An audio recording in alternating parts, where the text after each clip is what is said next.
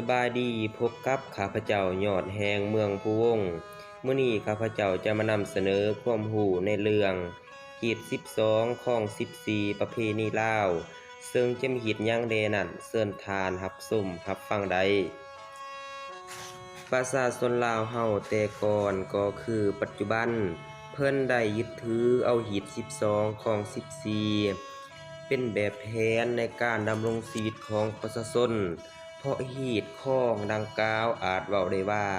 เป็นระเบียบแบบแผนหรือกฎหมายพื้นฐานของชาวลาวบรรดาเผ่าคำว่าฮีตในคำว่าฮีต12นั้นเป็นคำแพงมาจากคำปาลีที่ว่าจาริตะซึ่งแปลว่าขนบธรรมเนียมแบบแผนขอปฏิบัติอันดีงามหรือประเพณีต่างๆบุพชนลาวเฮาได้ประดิษฐ์คิดสร้างสิ่งเหล่านี้ขึ้นมาในอดีตภายใต้คำสั่งสอนทางพระพุทธศาสนา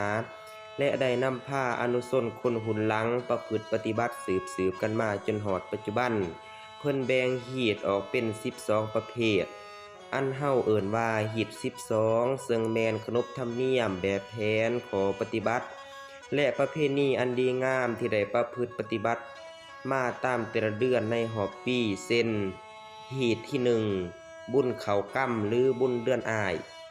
เพิ่นเฮ็ดรุ่นเข้าค่ำในเดือนเกียงหรือเดือนอ้าย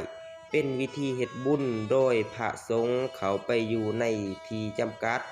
เพื่อทำความเพียรทางกายและจิตใจให้หายจากกรรมคือพ้นจากอาบัติสังฆาทิเศษและสำหะจิตใจให้ผ่องแผ้วเสาะใสตามปกติเพิ่นเฮ็ดอยู่เก่าลาตรีหรือเก่าคืนชาวลาวเฮาเชื่อกันว่าการอยู่กรรมเป็นการเฮ็ดบุญแทนคุณแม่เพราะแม่เคยอยู่กรรมหรืออยู่ไฟทรมานห่างกายมาแล้วเมื่อลูกเกิดใหม่ขณะที่พระภิกขุเข้ากรรมอยู่นั้นชาวบ้านได้เฮ็ดบุญเป็นโอกาสรักษาศีลถวายการอุปถัมภ์ด้วยปัจจัยทายทานต่างๆเมื่อฮอดมื้อออกกรรมแล้วก็เฮ็ดบุญฉลองการออกกรรมอีกเทื่อหนึ่งเพิ่นนิยมเฮ็ดกันในมื้อขึ้น15ค่ำเดือนอ้ายดังกล่าวแล้วชาวพุทธเฮาเพิ่นถือว่าได้บุญหลาย